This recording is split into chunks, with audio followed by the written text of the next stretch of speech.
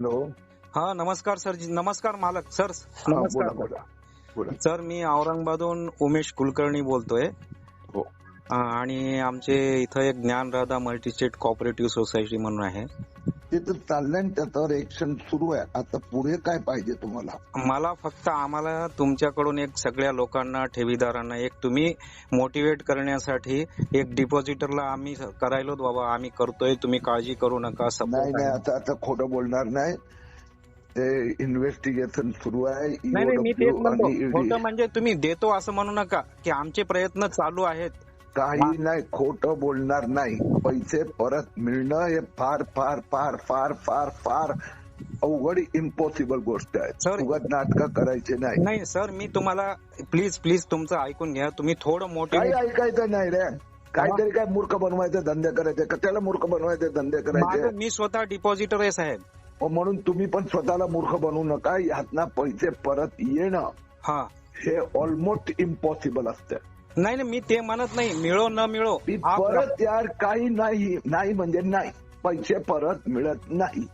त्याच्यावर फौजदारी कारवाई एवढं पर्यंत मी करू शकतो. हा नाही तेच बाकी सगळे चालू आहेत सर आमचे प्रयत्न सगळे चालू आहेत. फक्त एक मोठी डिपॉझिटरनी काही स्वतःला करून घेणे या उद्देशानं स्वतःची मी सांगणार पैसे परत मिळणार नाही. हा माणूस खोटं बोलतोय. नाही नाही मी पैसे मिळणार नाही हे मला मान्य आहे सर. फक्त एकदा मोटिवेट करा की आमचं मोटिवेट कसलं? मोटिवेट कुठून करणार?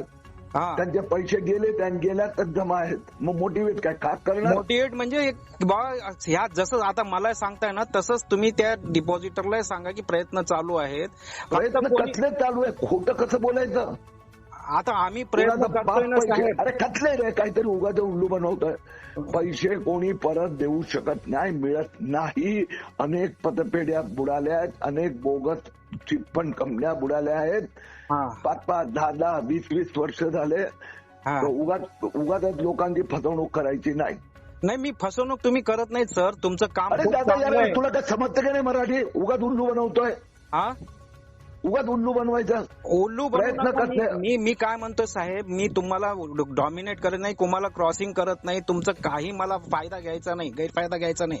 फक्त मी एवढंच म्हणतो की सगळ्या डिपॉझिटरला थोडं सहानुभूती मिळतं. ते स्वतःसाठी एक रिलॅक्स समजतील आनंद वाटेल की बाबा जे काही सांगतायत सर खरं सांगतायत त्याच्यामधून आपल्याला काहीतरी घेण्यासारखं आहे. या हिशोबाने तुम्ही जर खरं मोटिवेट केला तर बाकी तुम्हाला काय मूर्ख समजतोय का? मी तुम्हाला सांगतोय दमडी परत मिळणार नाही. आणि तुम्ही सांगतात की त्यांच्या समोर सांगा प्रयत्न सर एक मिनिट मी तुम्हाला तो आता क्रॉस करत नाही. बीजेपी बावनकुळे सरांनी बीजेपीत प्रवेश कसं काय दिला त्यांना?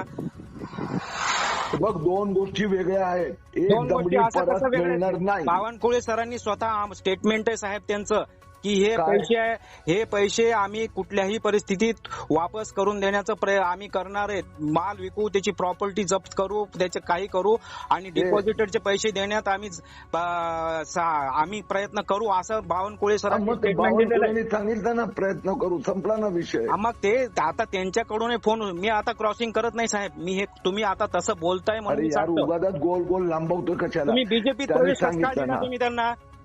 तो विचार प्रश्न हरकत नाही. बीजेपीत प्रवेश का दिला? एवढं सगळं माहिती असताना त्या सगळ्या गोष्टी घडल्यानंतर 8 दिवसांनी बीजेपीत प्रवेश कशामुळे दिला? अशा माणसाला प्रवेश देता का बीजेपीत तुम्ही?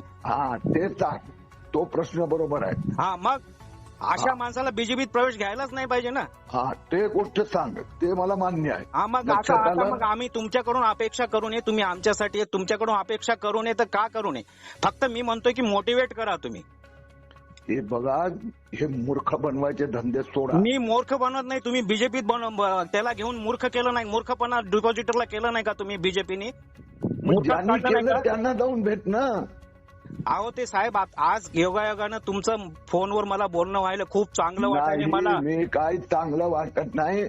मी लोकांना खोटं बोलत नाही. मी खोटं बोलू नका हे मला मान्य आहे. पण बीजेपीत प्रवेश का दिला ह्याचं उत्तर द्यायला सांगा आम्हाला. मग ते विचार.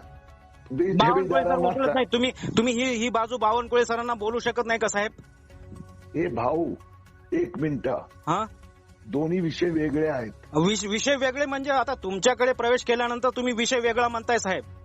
तुमच्यात बीजेपीत प्रवेश झाल्यानंतर तुम्ही विषय वेगळा म्हणता ना, आता म्हणता की आम्ही खोटं बोलू शकत नाही, मी हे करू शकत नाही. हे तुमचं मान्य आहे, मला खोटं बोलू नका. हे आम्ही तुम्हाला अग्रेसिव्ह आहेत ह्या बाबतीत, तुमच्याविषयी आम्हाला आदर आहे, मनात खूप आदर आहे आम्हाला सोमय्या सर तुमच्याविषयी. तुम्ही खूप आता उगाच आहे ना, उगाच टाइमपास करायचं नाही. टाइमपास नाही, रियालिटी इथं जीवाचा मी सांगतो ना रिअलिटी, ऐकला जरा. हा ऐकून घ्या.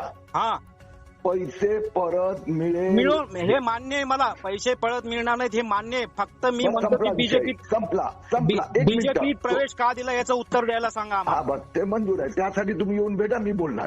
ठीक आहे.